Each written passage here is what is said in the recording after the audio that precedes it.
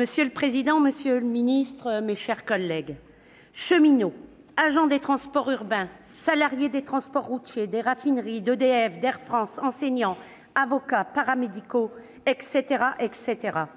Je tiens tout d'abord à rendre hommage à tous ces salariés qui, depuis maintenant plus d'un mois, se mobilisent courageusement contre le projet de réforme des retraites à travers un mouvement social de grande ampleur et soutenu largement par la population.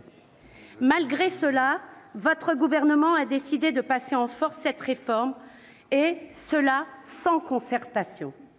Votre attitude est irresponsable quand on sait qu'une très large majorité des citoyens est opposée à ce projet, et ce depuis la sortie du rapport Delevoye, feu Monsieur Retraite, dont les mensonges et la tricherie lui ont coûté d'être sur le banc de touche. Et ce n'est pas vous, monsieur le ministre, qui n'avez en fait qu'un but ultime, alimenter les fonds de pension gérés par BlackRock, qui changera la donne. Face à la colère massive et à la détermination des travailleurs de l'ensemble des secteurs professionnels, votre gouvernement a certes été contraint de descendre de sa tour d'ivoire, mais les pseudo-concessions accordées sont très loin de satisfaire la population. Au contraire, plus les membres de votre gouvernement y vont de leur annonce, plus ils renforcent l'élan de solidarité interprofessionnelle, car plus personne n'est dupe.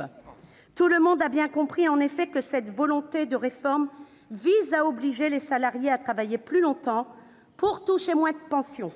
D'autant que vous avez bien annoncé votre volonté de bloquer les dépenses des retraites à 14 % du PIB. Avec des retraités plus nombreux et des dépenses bloquées, il faudra alors nous expliquer comment le montant des pensions ne baissera pas mécaniquement.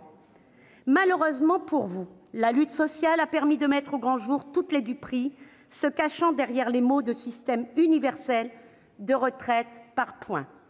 L'universalité mise en avant n'est qu'une illusion pour masquer le véritable objectif, niveler les droits sociaux vers le bas. D'abord en incitant les salariés à travailler plus longtemps, avec un recul de l'âge de départ à la retraite à taux plein à 64 ans, voire plus, âge pivot ou pas. Le gouvernement va faire payer aux salariés son désengagement du financement des retraites. Les politiques successives que vous poursuivez, exonération de cotisations sociales et casse de l'emploi, entraînent un chômage de masse et minent les comptes de la sécurité sociale. Vous organisez le déficit de la sécurité sociale pour mieux la casser. Ensuite, vous vous attaquez également directement au montant des retraites. D'une part, par le biais du système par points, système bien connu des Suédois et Allemands, dont les retraités sont les plus pauvres en Europe. Ce régime permet en effet d'ajuster la valeur du point en fonction des variations du marché.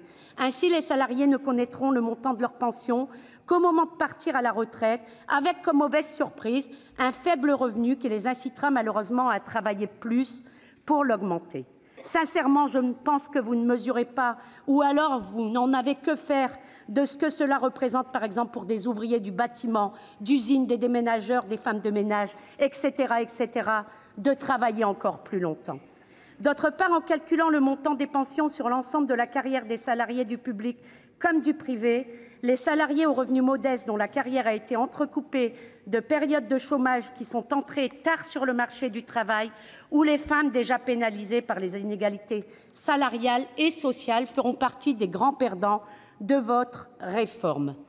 Nous sommes dans le camp de ceux qui défendent le progrès social, et j'attire à ce titre votre attention sur la pétition retraite en ligne depuis dimanche, dont nous sommes signataires avec d'autres personnalités politiques, syndicales, des artistes, des chercheurs.